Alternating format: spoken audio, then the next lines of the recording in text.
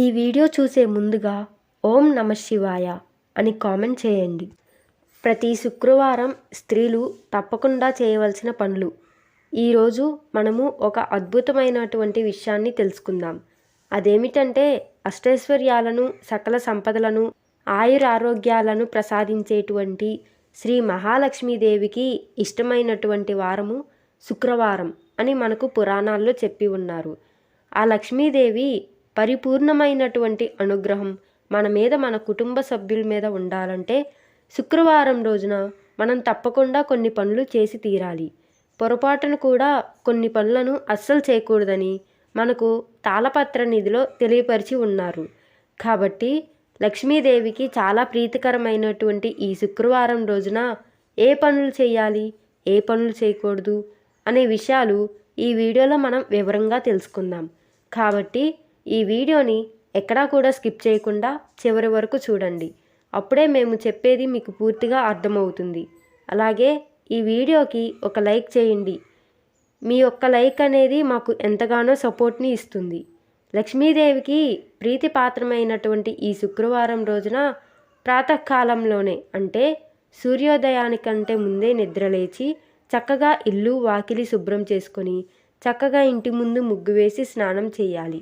ప్రతినిత్యం కూడా సూర్యోదయానికంటే ముందే ప్రాతకాలంలో నిద్రలేచి చక్కగా యోగా, ధ్యానము, సూర్య నమస్కారం చేసుకోవాలి. మామూలు రోజుల్లో కొంచెం ఆలస్యంగా లేచినా పర్వాలేదు, కానీ శుక్రవారం రోజున కుటుంబ సభ్యులందరూ కూడా సూర్యుడు ఉదయించడానికంటే ముందే నిద్రలేచి చక్కగా ఇల్లు తుడుచుకొని ఇంటి ముందు ముగ్గు వేయాలి. ఎందుకంటే లక్ష్మీదేవికి శుచి, శుభ్రత అంటే చాలా ఇష్టము. ఏ ఇల్లు అయితే పరిశుభ్రంగా కలకల్లాడుతూ ఉంటుందో ఆ ఇంట్లోకి లక్ష్మీదేవి ప్రవేశిస్తుంది. కాబట్టి శుక్రవారం రోజు ఇల్లు వాకిలి శుభ్రంగా ఉంచుకోవాలి. అదేవిధంగా శుక్రవారం రోజున పొరపాటును కూడా చినిగిన వస్త్రాలను ధరించకూడదు. స్త్రీనే కాదు, పురుషులు కూడా శుక్రవారం రోజు చినిగినటువంటి వస్త్రాలను ధరించకూడదు. చినిగిన వస్త్రాలను ధరిస్తే ఏమవుతుంది అంటే చినిగిపోయినటువంటి వస్త్రాలు దరిద్ర దేవతకు ప్రీతిపాత్రమైనవి. కాబట్టి శుక్రవారం రోజు శుభ్రంగా ఉన్నటువంటి వస్త్రాలను మాత్రమే ధరించాలి. కుదిరితే తెల్లని వస్త్రాలు కానీ, ఎరుపు, పసుపు రంగు వస్త్రాలు కానీ ధరిస్తే చాలా మంచిది. లక్ష్మీదేవికి తెల్లని వస్త్రాలు అన్నా, ఎరుపు రంగు వస్త్రాలన్నా చాలా ప్రీతికరం. అలాగే శుక్రవారం రోజున లక్ష్మీనారాయణ పూజించాలి. చాలామంది శుక్రవారం రోజు ఇంట్లో కలశం పెట్టుకొని చక్కగా లక్ష్మీదేవిని ఆరాధన చేస్తారు. శుక్రవారం రోజు లక్ష్మీనారాయణుడిని మరియు లక్ష్మీదేవిని ఆరాధన చేయాలి. లేకపోతే లక్ష్మీదేవిని, వెంకటేశ్వర స్వామిని ఆరాధన చేయాలి. లక్ష్మీదేవిని మాత్రమే మనం శుక్రవారం పూజించి ఆరాధిస్తే అమ్మవారు సంతోషపడదు. లక్ష్మీదేవితో పాటు ఆమె భర్తను కూడా మనం పూజించాలి. లక్ష్మీదేవి హృదయంలో ఎప్పుడూ శ్రీమన్నారాయణుడు ఉంటాడు. నారాయణుడి హృదయంలో ఎప్పుడూ లక్ష్మీదేవి ఉంటుంది. వీళ్ళిద్దరిని కలిపి పూజించాలి. అప్పుడు లక్ష్మీనారాయణుని అనుగ్రహం మన మీద, మన కుటుంబ సభ్యుల మీద పరిపూర్ణంగా ఉంటుంది. దానితో పాటు మరువము, దవనము ఇవంటే కూడా లక్ష్మీదేవికి చాలా ఇష్టం. మరువం, దవనం, సుగంధ ద్రవ్యాలు అంటే లక్ష్మీదేవికి చాలా ఇష్టం. కాబట్టి సింపుల్గా లక్ష్మీదేవిని అర్చించడం, పూజించడం చాలా మంచిది. అదేవిధంగా శుక్రవారం రోజు లక్ష్మీదేవికి కుంకుమార్చన చేసినట్లయితే అమ్మవారు చాలా సంతోషపడుతుంది. అలాగే వరాల జల్లులు కురిపిస్తుంది. కుంకుమార్చన అంటే లక్ష్మీదేవికి చాలా ఇష్టం. ఓం ప్రకృతై నమః, ఓం వికృతై నమః, ఓం విద్యాయై నమః ఇలా శ్రీ లక్ష్మీ అష్టోత్తర శతనామావళి ఒక్కొక్క నామానికి కొంచెం కొంచెం కుంకుమను అమ్మవారికి సమర్పించాలి. ఆ కుంకుమను ఒక డబ్బాలో భద్రపరుచుకొని మనం ప్రతినిత్యము వాడుకోవచ్చును. ముఖ్యంగా శుక్రవారం రోజున జగద్గురు అయినటువంటి ఆదిశంకర స్వామి మనకు అందించినటువంటి కనకదార స్తోత్రాన్ని తప్పకుండా ఈ రోజున చదవాలి. అదేవిధంగా శ్రీ సూక్తం కూడా చదువుకోవాలి. శుక్రవారం రోజు మనము డబ్బులు ఎవరికీ ఇవ్వకూడదు. డబ్బులు, బంగారం, మీ ఇంట్లో ఉన్నటువంటి వస్త్రాలను ఎవరికీ ఇవ్వకూడదు. ఎవరైనా కష్టకాలంలో ఉన్నప్పుడు అంటే మన బంధువులు కావచ్చు, స్నేహితులు కావచ్చు, ప్రాణాపాయ స్థితుల్లో ఉంటారు కదా, అప్పుడు కావాలంటే మనం డబ్బు సహాయం చేయవచ్చు. శుక్రవారం రోజు డబ్బులు ఇవ్వొద్దు అన్నారని మీరు చచ్చిపోయినా సరే మా ఇంట్లో నుండి మేము డబ్బులు ఇవ్వం అని మొండితనం చేయకూడదు. ఒకరు కష్టాల్లో ఉన్నప్పుడు మీరు సాయం చేస్తేనే దాని ప్రతిఫలం కూడా చాలా బాగుంటుంది. కానీ పెద్ద మొత్తంలో డబ్బు అంటే ఏదైనా ఇన్వెస్ట్మెంట్ చేయాలన్నా, లేకపోతే ఏదైనా రిజిస్టర్ చేసుకోవాలన్నా, అప్పు ఇవ్వాలన్నా మనం శుక్రవారం రోజు ఇంట్లో నుండి లక్ష్మీదేవిని పంపించడం అంత మంచిది కాదు. శుక్రవారం రోజున స్నేహితులు, బంధువులు ఎవరైనా వచ్చి, వదినా నీ బంగారు నగలు ఉంటే ఇవ్వు, నేను ధరించి పెళ్ళికి వెళ్ళి మరలా వచ్చి నీకు ఇస్తానంటే శుక్రవారం రోజున పొరపాటును కూడా బంగారు నగలను ఇవ్వకూడదు. సుమంగళి స్త్రీలు ధరించేటువంటి గాజులు, బంగారు నగల్ని వేరే వాళ్ళకి అస్సలు ఇవ్వకూడదు. అది మనకు శాస్త్రంలో చెప్పి ఉన్నారు. ముఖ్యంగా శుక్రవారం రోజున ఇంట్లో భార్యాభర్తలు గొడవ అస్సలు పెట్టుకోకూడదు. ముఖ్యంగా ఈ రోజున స్త్రీలు కన్నీళ్లు కార్చినట్లయితే లక్ష్మీదేవి ఆ ఇంట్లో నుండి వెళ్ళిపోతుంది. ఇంట్లో ఉండే గృహలక్ష్మి కన్నీళ్లు పెట్టుకుంటే లక్ష్మీదేవికి కోపం వస్తుంది. పొరపాటును కూడా శుక్రవారం రోజున భార్యాభర్తలు ఒకరినొకరు తిట్టుకోవడం, గొడవలు పడడం, దెబ్బలాడటం వంటివి అస్సలు చేయకూడదు. ముఖ్యంగా చిన్నపిల్లల్ని శుక్రవారం రోజున కొట్టకూడదు, తిట్టకూడదు. ఆమె సంతానలక్ష్మి. చిన్నపిల్లలు అంటే లక్ష్మీదేవికి చాలా ఇష్టం.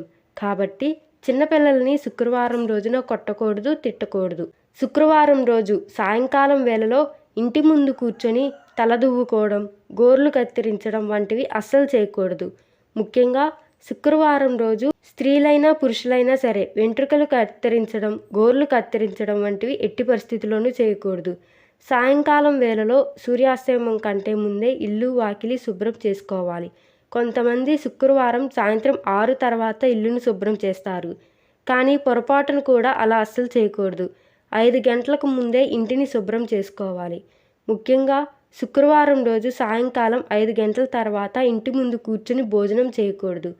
చాలామంది ఆఫీసుల నుండి వచ్చిన తక్షణము సాయంకాలం నిత్య పూజ చేయకుండా బాగా ఆకలిగా ఉందని ఇంట్లో ఉండే ఆహారాన్ని పెట్టుకొని తినేస్తూ ఉంటారు. పొరపాటును కూడా సాయంకాలం వేళలో అన్నం భుజించడం చేయకూడదు. సాయంత్రం పూట లక్ష్మీదేవి ప్రతి ఇంటి తలుపు తట్టడానికి సిద్ధమై వస్తుందట. అలాంటి సమయంలో మనం చక్కగా ఇంట్లో నిత్య పూజ చేస్తూ ఉండాలి. సంధ్యా సమయంలో ఇంటి ముందు 2 దీపాలను పెట్టి కనకదార స్తోత్రం, శ్రీలక్ష్మి అష్టోత్తర శతనామావళి, శ్రీ సూక్తం చదువుతూ ఉండాలి. ఇలా చేస్తే లక్ష్మీ కటాక్షం సిద్ధిస్తుంది. ముఖ్యంగా శుక్రవారం రోజు అంటే పుణ్యస్త్రీలు గాజులు, బొట్టు, మాంగళ్యాన్ని అస్సలు తీయకూడదు. కొంతమంది బట్టలు ఉతికేటప్పుడు శుక్రవారం రోజు గాజులు పగిలిపోతాయేమో అని తీసి పక్కన పెట్టేసి బట్టలు ఉతుకుతూ ఉంటారు. ఇంకొంతమంది మాంగళ్యాన్ని తీసి పక్కన పెడుతుంటారు. ఇలా అస్సలు చేయకూడదు. ఇది మనం ఆచరించగలిగినటువంటి పనులే, అదేవిధంగా ఖర్చుతో కూడిన పనులు కూడా కాదు. అలాగే శుక్రవారం రోజు ఇంట్లో పూజాది కార్యక్రమాలు పూర్తి చేసుకొని అమ్మవారి ఆలయాన్ని దర్శించుకోవాలి. అక్కడ నేతితో దీపం వెలిగించడం ద్వారా సుమంగళి యోగం ప్రాప్తిస్తుంది. అనుకున్న కార్యాలు పూర్తవడంతో పాటు శుభ ఫలితాలు ప్రాప్తిస్తాయి. అలాగే శుక్రవారం అమ్మవారికి తెల్ల పువ్వులు సమర్పించడం వల్ల గృహంలో ప్రశాంతత నెలకొంటుంది. ఇలా ప్రతి శుక్రవారం చేస్తే కుటుంబం అంతా సుఖ సంతోషాలతో ప్రశాంతత ఉంటుందని పండితులు చెప్తున్నారు. శుక్రవారం రోజున పాలతో చేసిన పాయసం తాగడం ఆరోగ్యానికి శ్రేయస్కరం.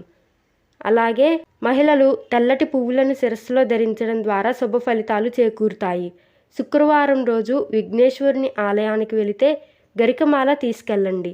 గరికమాలను వినాయకునికి ప్రతి శుక్రవారం సమర్పిస్తే మీ కోరిన కోరికలు నెరవేరుతాయి. శుక్రవారం శివాలయానికి వెళ్ళేవారు బిల్వపత్రాలను తీసుకెళ్లడం వల్ల కష్టాలు తొలగిపోయి సర్వశుభాలు చేకూరుతాయి. అదేవిధంగా స్త్రీలు విష్ణుమూర్తి ఆలయాన్ని శుక్రవారం దర్శించుకోవాలనుకుంటే తులసిమాలను సమర్పించాలి. అలాగే శుక్రవారం రోజు దుర్గమ్మను దర్శించుకునే మహిళలు పసుపు, తెలుపు, ఎరుపు రంగు పూలను సమర్పించుకుంటే బాధలు తొలగిపోయి సుఖ సంతోషాలతో పాటు అష్టైశ్వర్యాలు పొందుతారని పురాణాలు చెబుతున్నాయి. మన ఋషులు, పండితులు ఏం చెప్పినా కూడా అది మన మంచి కోసమే కదా. మనం తప్పకుండా పెద్దలు చెప్పేటువంటి మార్గంలో వెళ్తే మన జీవితానికి చాలా మంచిది. మేము చెప్పిన విధంగా శుక్రవారం రోజు లక్ష్మీదేవిని పూజించి అమ్మవారిని ప్రసన్నం చేసుకొని లక్ష్మీదేవి చల్లని చూపు మీ కుటుంబంపై ఉండేలా చూసుకోండి. ఈ వీడియో కనుక మీకు నచ్చినట్లయితే ప్లీజ్ లైక్ చేసి మీ ఫ్రెండ్స్కి షేర్ చేయండి. అలాగే మా కొత్త వీడియోస్ మీకు వెంటనే చేరాలంటే మా ఛానల్ని సబ్స్క్రైబ్ చేసుకొని పక్కనే ఉన్నటువంటి బెల్ ఐకాన్ని ప్రెస్ చేయండి. ధన్యవాదములు.